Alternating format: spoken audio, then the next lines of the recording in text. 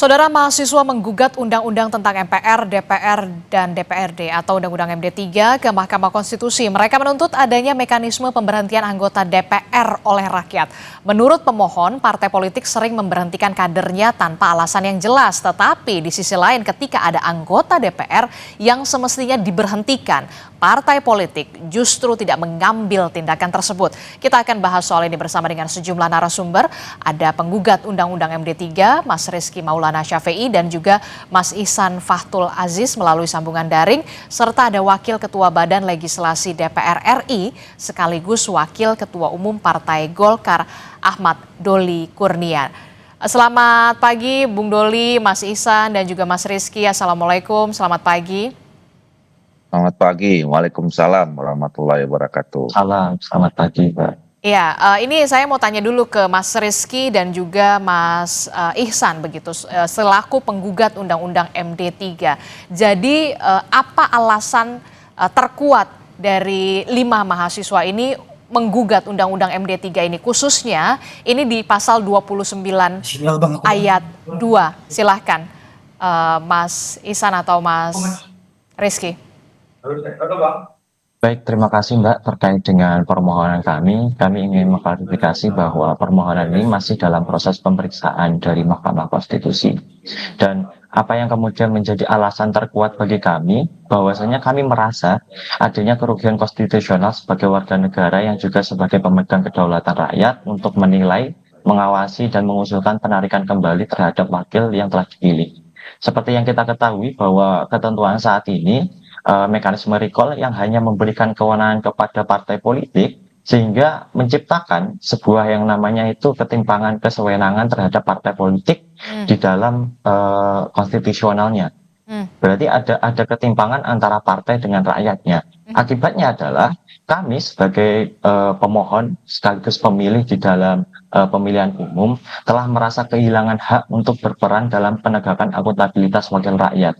Sehingga hal tersebutlah yang mengakibatkan adanya diskriminasi di dalam warga negara Indonesia itu sendiri. Selain itu, di dalam draft permohonan kami telah disebutkan beberapa peristiwa faktual yang sepertinya sempat viral kemarin pada bulan Agustus yang berujung ricuh hingga menimbulkan kerusuhan di berbagai daerah. Hal tersebutlah yang menjadi tanda bahwa memang perlu adanya pengawasan bagi rakyat terhadap wakilnya di DPR. Mungkin itu, Mbak. Oke, Anda mengatakan ada keselewengan, kemudian ada eksklusivitas begitu ya, tidak ada hak rakyat yang sebagai pemilih begitu ya, hanya eksklusivitas di partai politik. Nah, kalau ke Mas Rizky, kalau dari sisi Anda, apa sebenarnya yang menjadi dasar terkuat akhirnya, ini harusnya DPR, MPR, dan juga DPRD, wakil rakyat kita, karena kita yang memilih, kita juga yang seharusnya bisa memecat anggota dewan yang terhormat ini. Mas Rizky. Baik, terima kasih. Dia bahwasanya kita sebagai pemilih, kita sebagai rakyat juga dalam hal ini kan adanya hubungan timbal balik antara pemilih dan wakilnya gitu. Dalam hal ini juga masyarakat, kemudian rakyat itu mempunyai hak kontrol terhadap wakil-wakil kita yang telah dipilih melalui pemilu gitu. Artinya dalam hal ini dalam permohonan kami juga sebagaimana telah diuraikan bahwasanya kami sangat tidak berangkat dari kebencian melainkan dari kepedulian untuk berbenah. Nah, dalam hal ini sebagaimana telah diuraikan bahwasanya terjadi fakta-fakta sosial yang terekam gitu kan. Dalam permohonan kami juga telah diuraikan bahwasanya di tahun 2025 di bulan Agustus kemarin itu ada rentetan demonstrasi yang besar gitu kan di berbagai daerah. Kemudian ada juga kasus nonaktifkan beberapa anggota DPR oleh partainya gitu kan. Nah, dalam hari ini sebenarnya kita masih ada ruang gitu kan, ruang yang sangat besar untuk meningkatkan standar representasi dan responsivitas DPR gitu kan. Oleh sebab itu permohonan kami yang kami ajukan ke Mahkamah Konstitusi merupakan upaya memperkuat sistem agar DPR dan rakyat dalam hal ini sama-sama diuntungkan. Seperti itu, Kak. Oke, jadi apakah ini artinya berhubungan juga soal kinerja DPR yang menurut para mahasiswa yang menggugat ini belum maksimal? Karena kan tadi Anda mengatakan sekali lagi ini bukan berangkat dari kebencian, tapi upaya ingin melakukan pembenahan di DPR. Dalam dalam hal ini kami sangat tidak menegasikan lagi-lagi ya, menegasikan apa namanya, apakah dalam hal ini kami memandang kinerja DPR itu kurang ataupun tidak gitu. Tapi dalam hal ini kami melihat bukan dari bagaimana maksimal atau tidaknya. Dalam hal ini kami melihat adanya apa namanya upaya yang harus kita benahi bersama gitu kan. Harus kita upayakan bersama karena dalam dari rentetan peristiwa yang terjadi menandakan adanya kesenjangan antara wakil rakyat dengan DPR gitu kan. Dalam hal ini telah terjadi banyaknya demonstrasi itu kan mengakibatkan kerugian material dan imaterial gitu kan. Nah, dalam dalam hal ini kami menginginkan adanya kontrol dari masyarakat agar dapat melakukan recall terhadap wakil-wakilnya yang kurang merepresentasikan dari kehendak rakyatnya gitu. Kami percaya bahwasanya anggota DPR yang baik tidak akan merasa merasa takut dalam hal ketika diawasi oleh rakyatnya gitu. Kami sangat merasa bahwasanya wakil-wakil kita ketika kita menginginkan rakyat yang menginginkan sama-sama kebaikan, sama-sama kemaslahatan untuk negara, kami yakin dalam hal ini anggota-anggota DPR yang baik tentunya akan setuju apabila dikontrol oleh rakyatnya itu sendiri. Demikian, Kak. Lalu bagaimana dengan partai politik? Di sana kan juga ada anggota dewan yang di bawah naungan dari partai politik, yang punya partai politik memang seharusnya ada unsur pengawasan juga di sana terhadap anggota dewan yang duduk di DPR, MPR ataupun di DPRD. Mohon izin Kak untuk Silakan. menjawab. Terima kasih sebelumnya bahwa kami berangkat dan tidak boleh mengabaikan bagaimana proses-proses positif yang telah dilakukan di DPR, terutama di dalam menjalankan fungsi-fungsinya itu sendiri. Namun menurut kami perlu ada hal yang mungkin perlu dibenahi. Tentu masih ada beberapa catatan perbaikan yang dapat kita lakukan bersama-sama. Sebagaimana yang telah kami sampaikan sebelumnya bahwa jangan sampai ada DPR ini berjarak dengan konstituennya atau berjarak dengan rakyatnya. Hal itulah yang kemudian menginisiasi kami untuk memberikan peran lebih terhadap konstituen, terhadap wakil rakyatnya, wakilnya yang duduk di DPR. Dan kami ingin meluruskan kembali bahwa kami sama sekali tidak memberikan frasa pemecatan, pemberhentian, tetapi kami menginginkan Mahkamah Konstitusi itu untuk bisa lebih memaknai bahwa rakyat juga diberikan hak untuk mengusulkan apabila terdapat dari anggota dewan tersebut menyalahi aturan atau tidak menjalankan janji-janji yang telah disampaikannya melalui kampanye. Seperti itu, Pak. Oke, jadi intinya adalah rakyat sebagai orang yang memilih para anggota dewan ini diajak juga untuk audiensi ya ketika ada kasus-kasus yang kemarin kita lihat di bulan Agustus kemarin begitu ya. Saya ke Bang Doli. Bang Doli, ini kalau kita lihat ya, ini mahasiswa-mahasiswa yang kritis begitu ya, yang juga harus didengar tentu saja harapannya tidak ada sama sekali dasar kebencian, tapi adalah upaya untuk saling membenahi. Nah, kalau dari Bung Doli ini meresponnya seperti apa? Kalau saya sih percaya Bung Doli ini tidak akan risau sama sekali. Ya, pertama tentu saya kira kita harus memberikan apresiasi ya kepada adik-adik kita ini. Kalau tadi lihat penjelasannya kan sebetulnya niat adik-adik ini baik sekali ya. Bagaimana supaya DPR itu lebih dekat dengan rakyat, Betul. kinerjanya terjamin gitu ya, dan kemudian tidak melakukan hal-hal yang tidak baik dan seterusnya. Nah, jadi intinya adalah bagaimana DPR itu supaya memang betul-betul melaksanakan fungsinya sebagai wakil rakyat. Nah, yang kedua, memang di dalam mekanisme ketatanegaraan kita, dalam Undang-Undang 45 kita ya dijamin bahwa setiap warga negara punya hak untuk mengajukan gugatan dan seterusnya, termasuk judicial review ya. Jadi apa yang adik-adik ini lakukan adalah jalurnya sudah tepat dan dijamin oleh konstitusi sebagai warga negara Indonesia.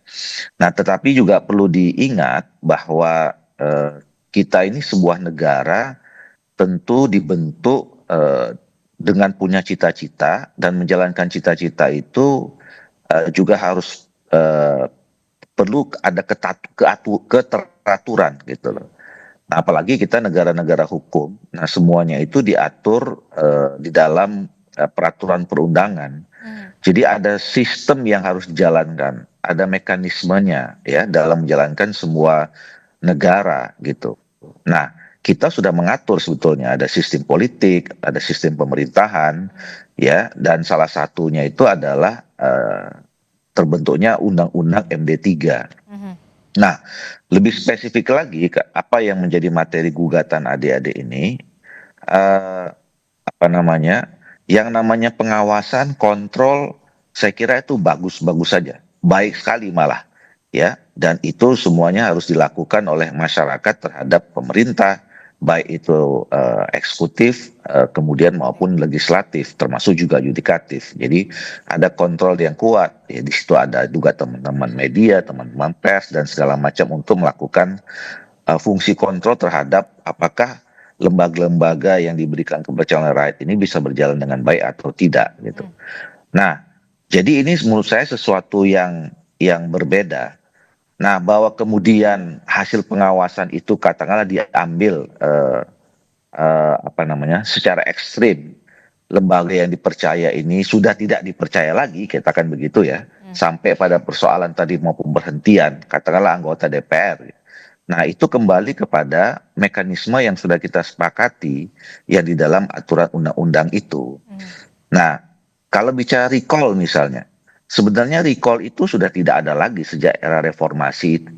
Dulu apa namanya, salah satu kritik ya munculnya Recall. apa namanya era reformasi itu adalah soal recall itu yang dulu sangat juga bisa dipergunakan oleh partai-partai politik. Nah, kalau sekarang itu juga lebih pada administratif saja. Kalau kemudian anggota DPR itu melanggar tadi ya pasal 239 itu berkaitan dengan soal ya terjadi berhalangan tetap, meninggal, sakit, tidak lagi bisa bekerja, terus kemudian melanggar hukum, melakukan tindak pidana dan seterusnya gitu, atau mengundurkan diri. Nah, jadi lebih administratif saja.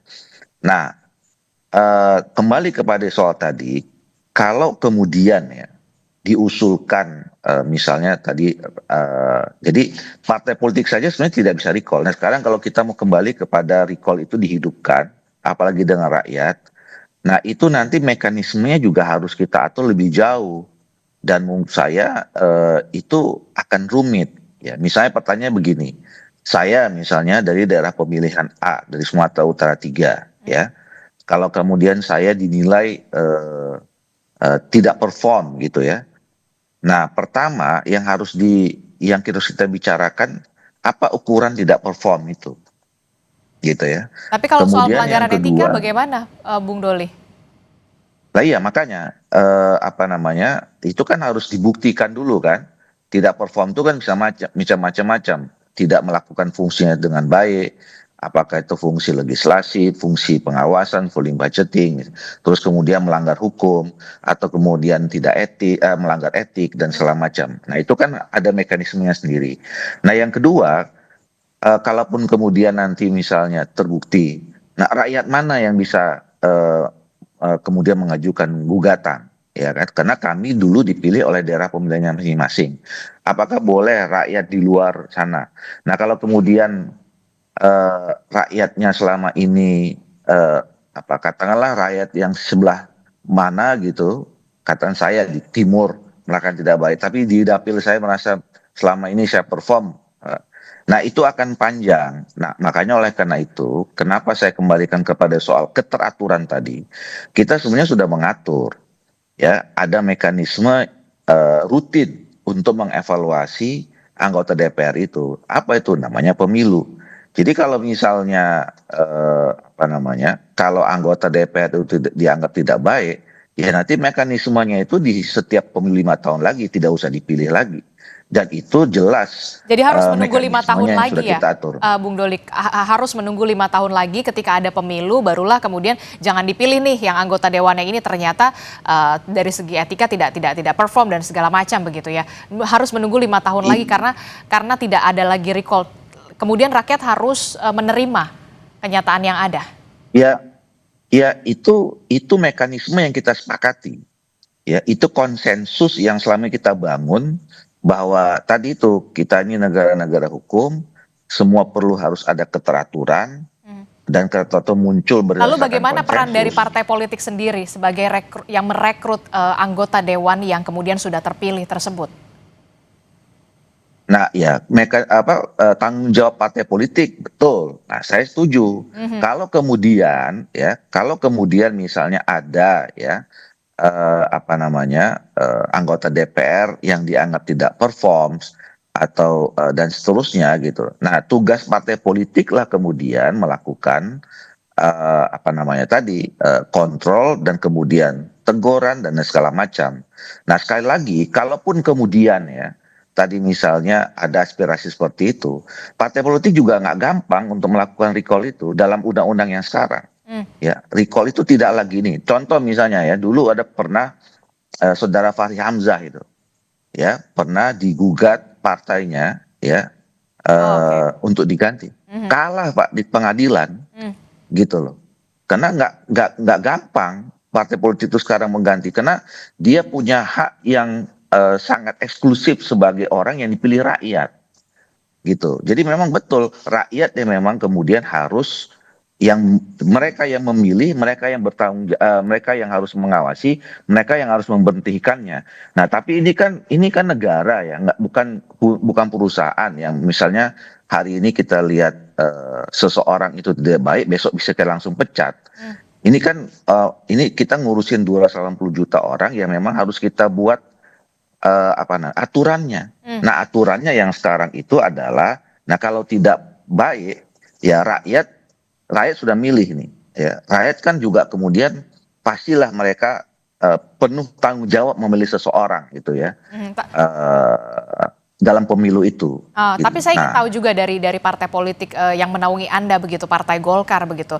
Bagi Partai Golkar untuk anggota DPR yang kemudian bermasalah, sebenarnya kalau dari Partai Golkar sendiri bagaimana alur penyelesaian ini di partai dan peran dari Partai Golkar sendiri ini untuk membereskan kasus anggotanya yang bermasalah ini seperti apa?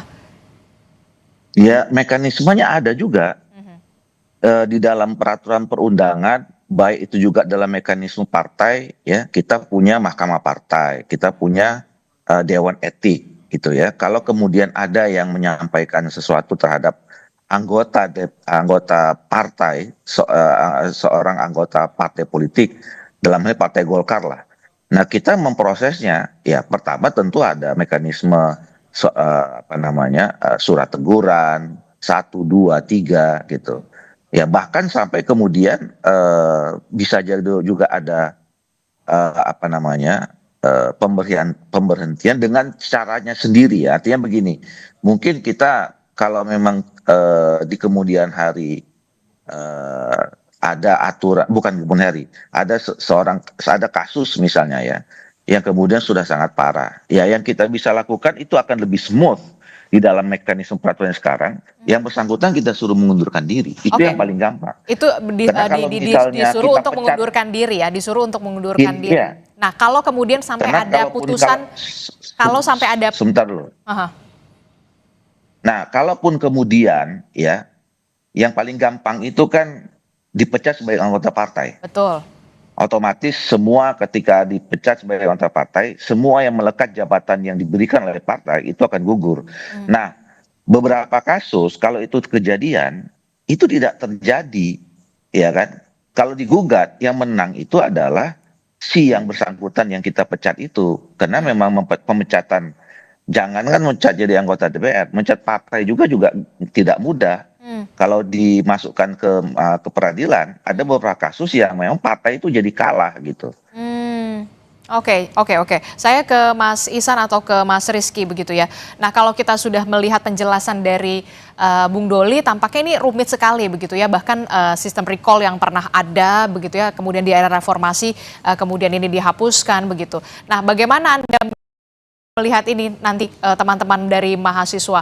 Adakah kemudian win-win solution yang bisa diberikan oleh DPR, kemudian mahasiswa untuk bisa sama-sama saling ada upaya pembenahan di sana, ada upaya perubahan di sana untuk ke arah yang lebih baik? Mas Ihsan atau Mas Rizky, silahkan. Terima kasih Mbak.